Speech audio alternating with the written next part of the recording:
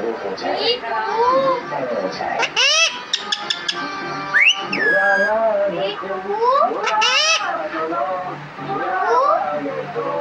बुरा मत बनो बुरा देखो रोना चालू जाता दोनों बना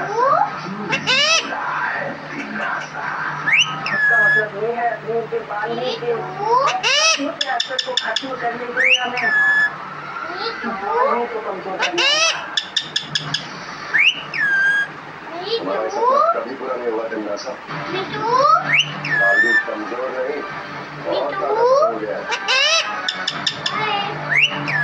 उसने अपने सत्य की शक्ति से न कि सिर्फ इन दोनों को बल्कि काल को भी अच्छा बना दिया